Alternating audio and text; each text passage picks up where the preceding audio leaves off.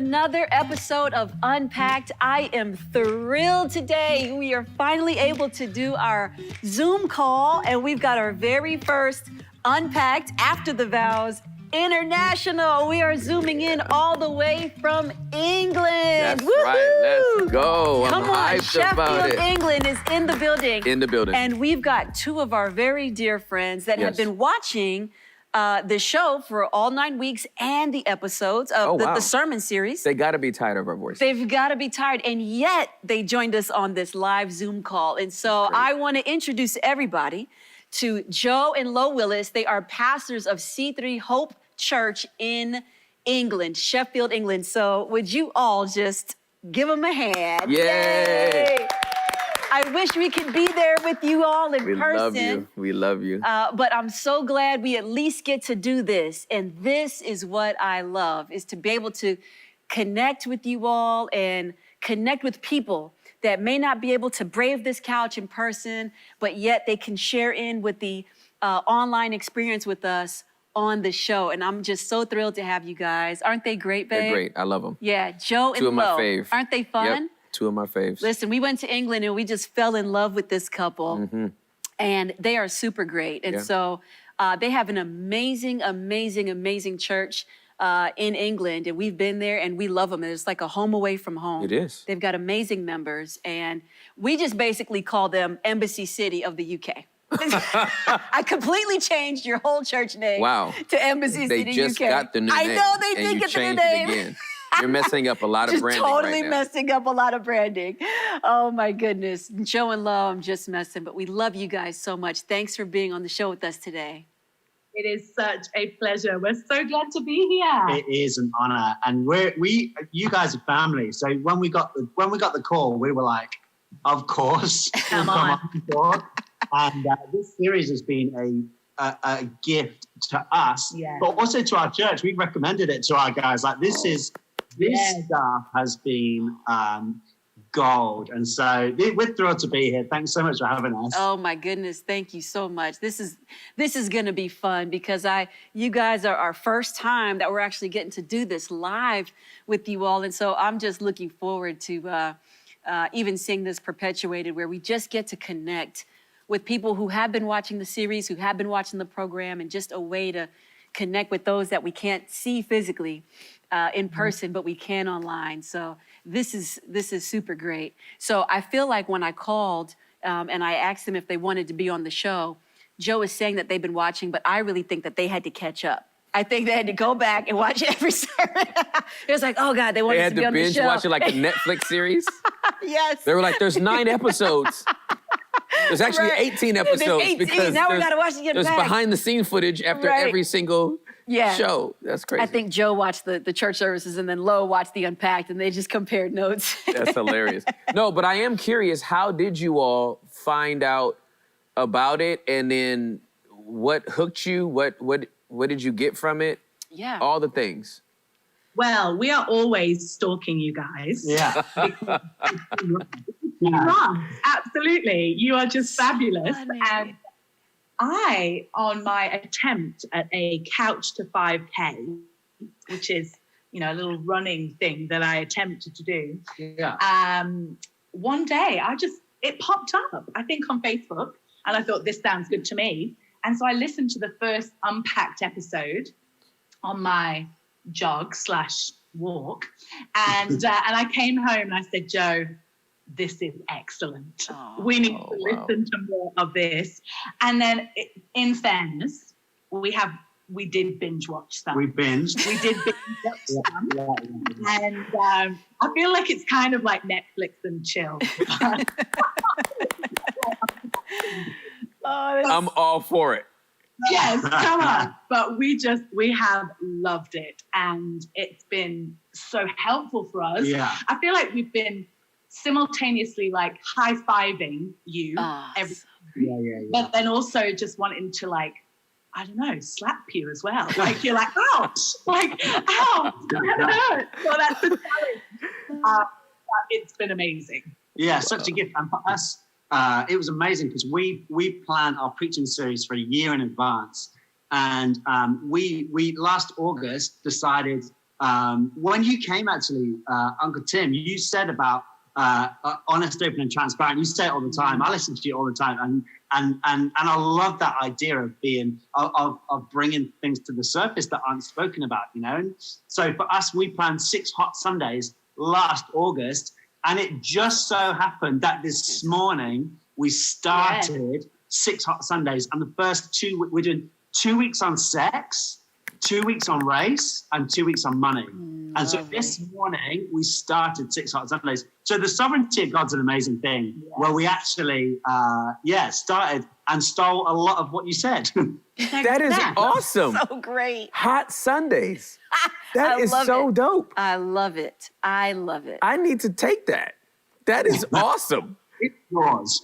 What a great idea, though. It is a great idea. And then you hit on these hot topics that's amazing. So you started on sex this weekend. Today, this morning. That is amazing. I love it. That is so good. That is amazing. Lo, did you preach this morning? Tag team. Y'all tag teamed it. That is so great. We're talking about in fact, our message title this morning was, "Are you using protection?" And we were talking about how do we protect ourselves physically, mentally, spiritually, emotionally around this issue of sex within marriage for singles and also for those spouses who have maybe been married a long time. How do we protect our singleness? How do we protect our marriages? Sexual purity.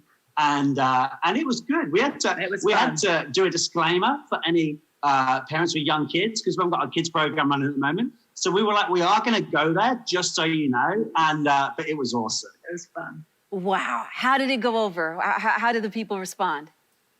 Good. Do you know that the overwhelming response really was from single people, because I think, I think marriage does get spoken about, in different ways or different contexts. But I think the area of singleness and just championing the single people and releasing them into God's purpose for their singleness. They were just really, I think, really grateful that we spoke on this topic, and it was great. I think when you speak on a topic like this, you're so aware of who's in the room. You're looking around thinking, there's my mum over there, and my mother-in-law's watching. But also we had like some, mums and dads with their teenagers sat there just cringing. So, but it was awesome. I think love it. Responded really well, which was fun. That's great.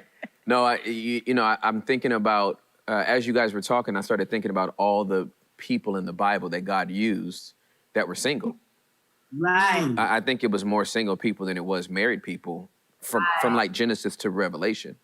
So I do believe that gets lost in the narrative sometimes, that, the Bible does start with a marriage and end with the marriage, but he uses all these individuals all throughout Scripture for the fulfillment of his picture of love to come to pass. So I think that's great. Yeah. That's fantastic. That is fantastic. So let me ask you, Joe and Lo, you guys have been watching this series, which I'm so grateful for. So, I mean, I'm just always so moved that from way over there that you saw it doing your exercise and decided to watch it. So that's just so touching. So out of the 9 weeks, was there anything that stood out to you or spoke to you more? Or was there, is there just one thing? Is there more than one thing? Was there anything that was like, or was it just like, I could give or take? Well, I want to ask the question in a different way. Yeah. I wanted to know the messages that made you want to high five us. Okay, yeah, because we're here to high five back. And I want to know the messages or the unpacks or the unpacks that made you want to slap us. So both require hands. Both require hands. So which ones were high fives and which ones were slaps? There you go. How long did you say we've got? You got all the time in the world, honey. Yes. Yeah, different favorites, actually. You go first. Well, I think the overarching thing for us is how wonderful to be dedicating 9 weeks on the amazing gift of marriage. It was just wonderful to be able to do that. And for Joe and I, like marriage is such a, it's such a significant thing for us. We have come from our family backgrounds have come from just a lot of divorces. Both of our parents are divorced, affairs, just lots of affairs within our family line. And so for us, the sanctity and sacredness of marriage is something that is so important to us. We were talking with the church today around kind of this idea of protection and, you know, our non-negotiables. And Joe and I have this thing, and it's pretty annoying, really, but we're just, the idea of affairs, you know, when you're watching a Netflix series or you're watching a movie, and how so often it can really glorify. It's almost, you feel like sometimes you're cheering on the people having an affair. It's such crazy. So we have this non-negotiable in our life that if ever this happens in a series or a movie, then we'll just stop watching. So we were laughing. So annoying. It is. We were laughing because we have so many series. It's half finished, you know, that we've just. But for us, just keeping the sacredness of marriage is so important. And so, I think every week, just that the layer upon layer of guarding God's amazing design and protecting it, and also just putting it out there as a wonderful thing for people to was amazing. I think it was maybe like week 2, talking about keeping the energy. I just loved that, you know, I think it was maybe don't forget, talking about just keeping that same energy. Yes.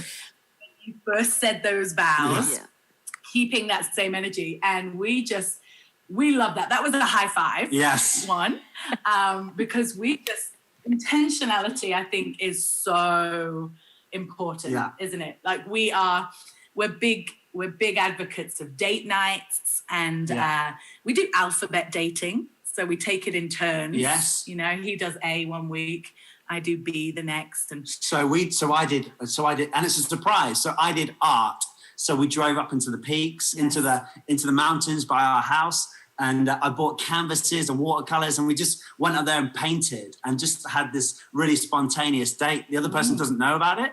And then we go through the alphabet. You did, I don't know, we did equestrian for E. Yes. We went horse riding. Joe and Lo, I've got to cut you off really quick. Y'all are moving way too fast for me. And I've got to tell you, I mean, what you're saying is so amazing. I love it. I want to go back really quick to Lo. What you're saying is, I love marriage too, and I love the sanctity of marriage, and you're right. And it is something that Tim and I are very passionate about, teaching couples about marriage. It's just a ministry all within itself.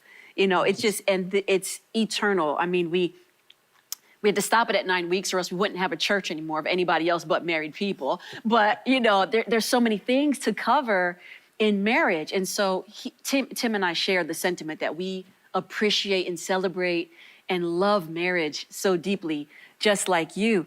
But I love the fact that you even value it to a further extent, that you all won't even watch anything that shows any sort of ounce of affair or anything that would just taint or tarnish. That means you guys can't watch TV at all.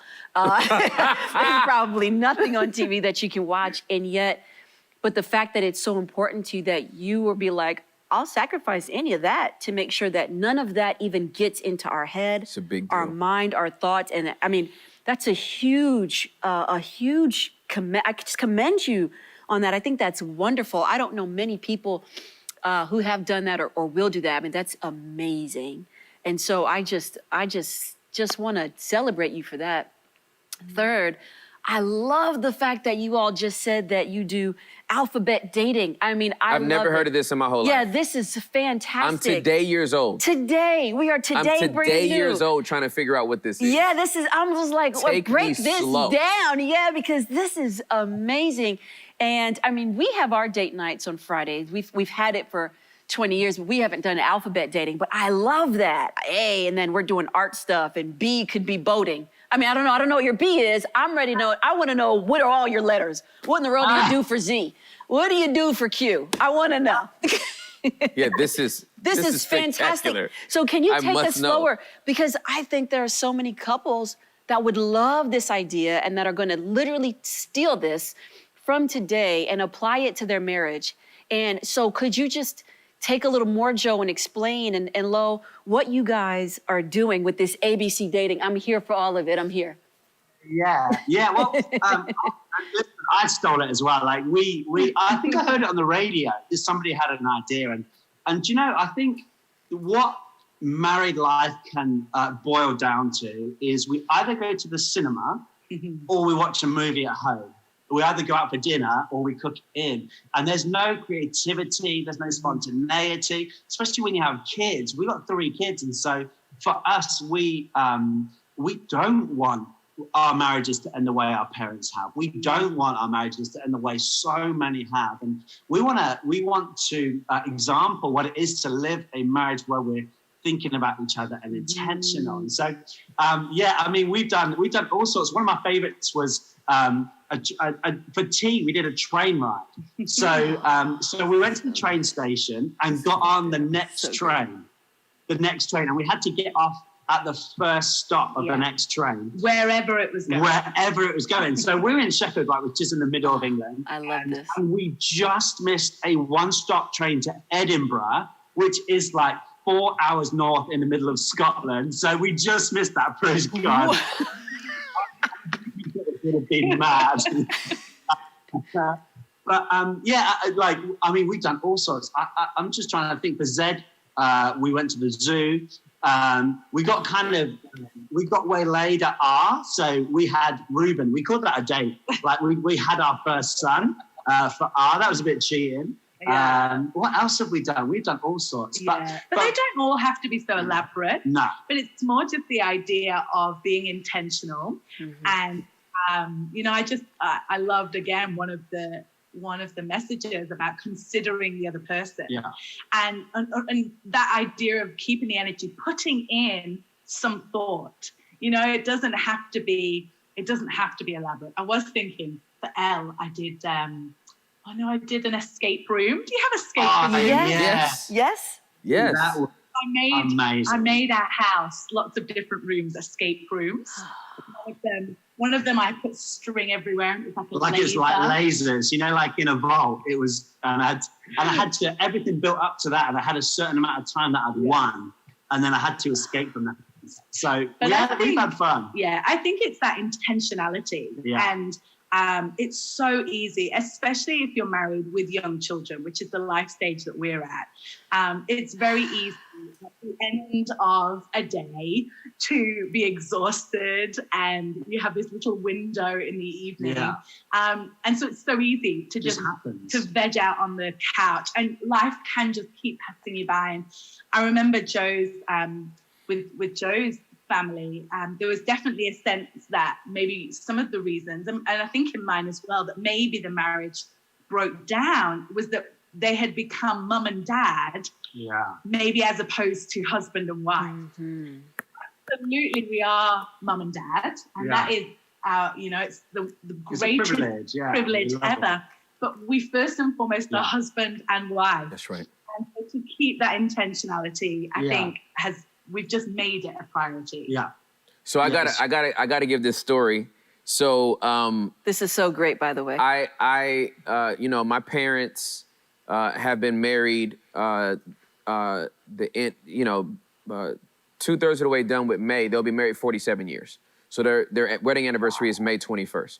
So one day, me and my brother Miles were in our room watching TV, making up noise like, little kids do. I couldn't have been any more than 12, maybe 13. And my mom was asleep, and we weren't even thinking about that. We were just playing and being loud. And my father cracked the door open, like literally like this much. But his head fit through it. His whole head went through a narrow passage this big. And we just heard the door crack, and he stuck his head through, and he looked both of us like in our souls. He didn't look into our eyes. He literally looked into our souls, and he said, if you wake up my wife, you're gonna have a problem with me. This is the very first time in my young life that my father has ever said, he didn't say your mom. Hey, your mom's trying to, He said, if you wake up my wife. And he closed the door, and my younger brother, Miles, it was lost on him. He went right back to doing what he was doing. My whole evening was ruined. I'm like, this dude has a wife. And this dude's wife is my mom. Yeah. And I think he'll kill us over his wife, who's also our mom. Like, it was so crazy. And I think that does get lost on so many couples. They get into their careers, they get into their children, and all of a sudden you forgot that y'all are the root by which all of this fruit has started to bud, right? And like, these children are a direct result of your love for each other. And they're good, no matter how yummy they are as a baby, how crazy they are as a teenager, when they're an adult, they're gonna leave and y'all gonna be looking back at each other. That's right. And if you have to reintroduce yourselves as husband and wife because you've only been mom and dad for 20-something years, that's right. It's going to be very, very difficult to make that reconnection. I look forward to empty nesting. Like, you know, some couples are like, oh, my kids. I'm going to be like, like, they go, because I want to get back to Eden. You know what I'm saying? I'm trying to walk around naked again in my house I'm talking butt naked. You hear me? And so it's a season, but I love that you all are showing that type of intentionality and that investment, because it is an investment. So, yeah, that's great. You know, when you married each other, that was your investment right there. That's right. This is what you committed to, perpetually investing in the other person. Yeah. Until death. And so I think that's amazing, Joe and Lo, what you guys are doing. I'm listening, and you all are speaking my love language. Oh, yes, you are. All day. I Yes. am here like, oh, this is wonderful, because I've gotten mommy mode a lot. I mean, I used to do a lot of fun and creative things for Tim before we had kids. A lot, bro.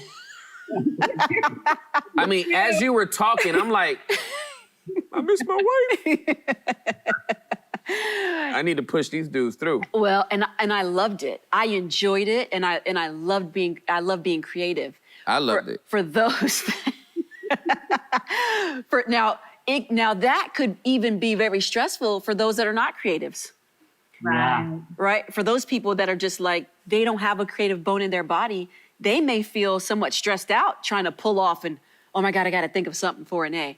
But that's good, right? Because it gets them out of the mundane of, just like you said, Joe, going out to a movie or staying home, cooking dinner or just ordering out, right? It forces them to be very intentional and show interest in their spouse outside of what their comfort level is. And so I think that is absolutely wonderful. I love it. And that would have been crazy if you guys ended up in Scotland.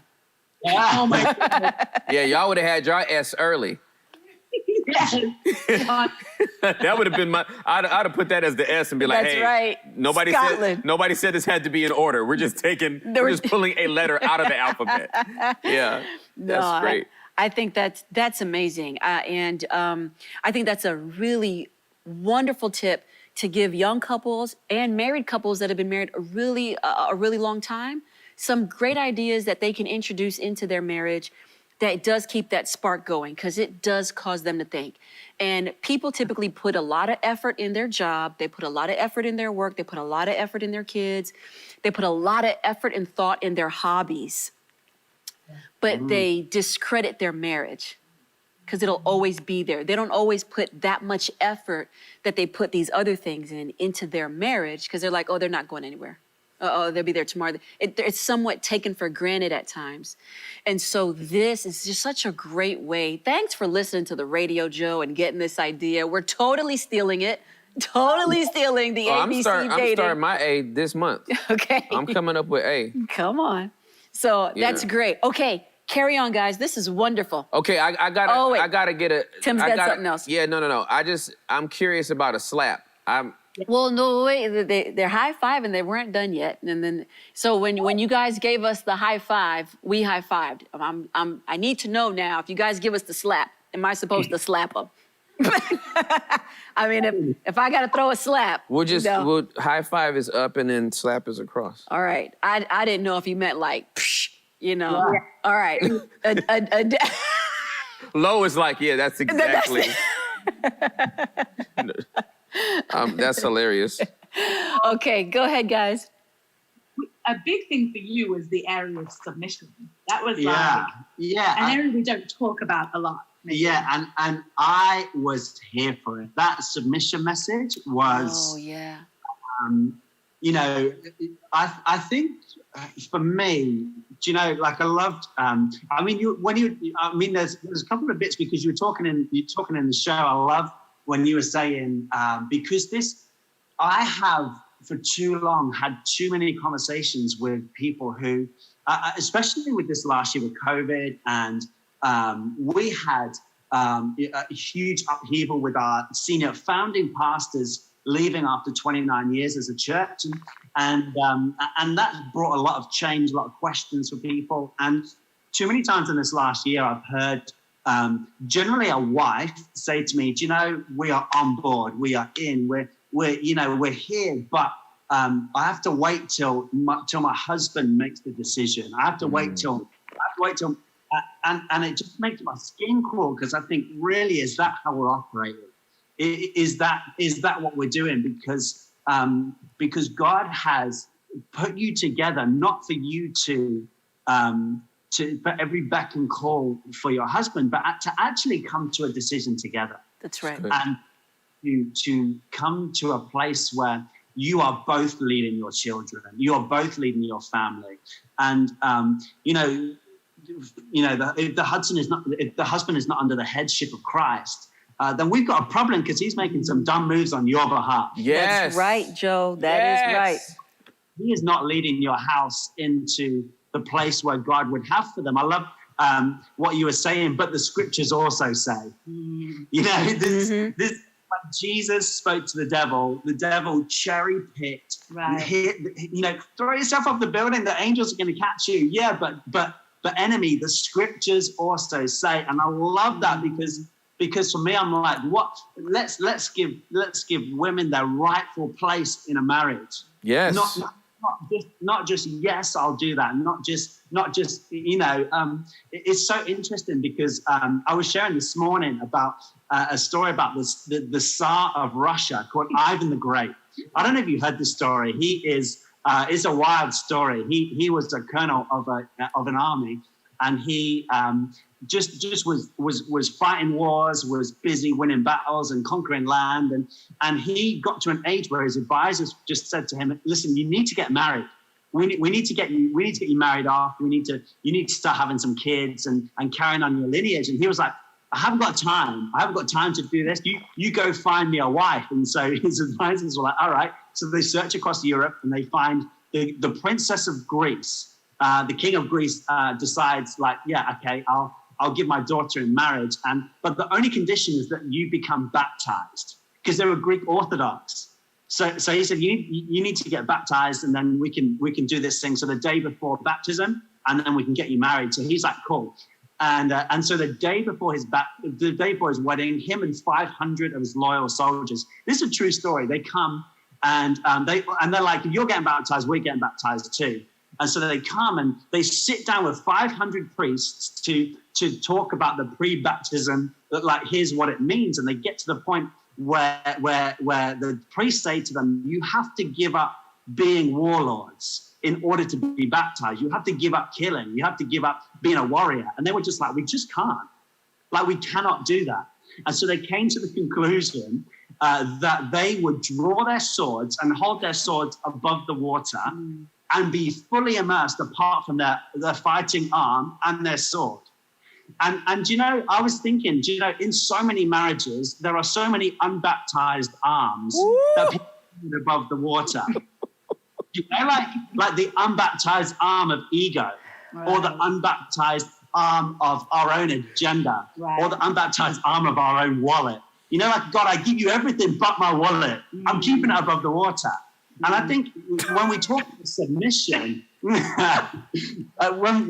you were talking about submission, I was just like, and when you're talking about submission being a bridge, you know, and when we're together, you know, that's when when we're fully baptized into marriage together, when we're fully baptized in Christ together, you know, we can reach across the bridge. But when one of us isn't, then we cannot reach across. You know, it's a wall. What is happening right now? Yeah, I don't even know what to do. Dude, that was a full-on sermon. It sure was. Why is your hot Sundays only 6 weeks? It needs to be the whole summer. Right. What is happening? This is 18 weeks of preaching right now. The unbaptized arm of the ego. Oh my God. Lord have mercy. Your church is so blessed to have you. Jeez, Louise. You guys want to move to America?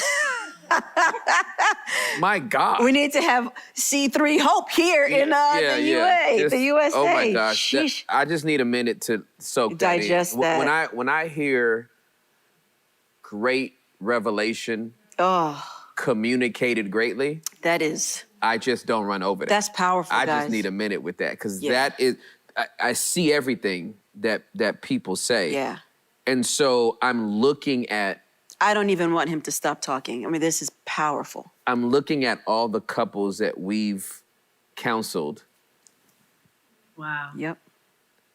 Wow. Wow. Who came in like this. That's right. Sat through the whole session like this. That's right. Walked out like this. That's right. And then tried to act surprised. That's right. When they were in that water by themselves. When they were left in that water by themselves. Because the other person's not going to keep holding their breath. No. Submerged in something you won't submit. That's right. And you can't expect them to. Right. Oh. Dude, it's so stinky. Y'all, this right here is everything. Oh my gosh. Oh. Gosh, that was so rich. Yo. What in the world? Are y'all available for another Zoom next week? Oh my goodness, Joe, I don't even know if you were finished with what you were saying, but I want you to keep continuing, because that was just so powerful. But the point that you're making is incredible. You're talking about this submissive topic, and you're right. You're right. Submission is the other S word in the marriage. And it's so sexy when two people go underneath, right? When they're not trying to keep their heads above water, and they're not trying to win, and they're not trying to, have the upper hand. They don't need to dominate. They become so secure. And this is one of the things about the narrative that's so important to me, going back to week number 2, right? Did you forget? Yes. I just did a marriage mediation for these couples that help marriages that are in crisis. We train couples to do crisis mediation for 8 hours. Right. So it's basically like a hostage negotiation. Yeah. Right? Like, don't get divorced. Yeah. Let the hostage go, right? Like, you know what I mean? And it's 8 hours and it's very, very intense. But I think one of the things that we forget is that the man had to walk down to the altar. Right. All these people stood up to watch this beautiful bride come down to an altar. Yeah, the altar represents sacrifice. Yeah. You were not meant to survive marriage. Yeah, totally. You don't come down to the altar to live. Right. You come down to the altar to die. Mm-hmm. Yeah. And you do die to your will, your way, your agenda, your ego, your pride, the way you see it, your perspective, right?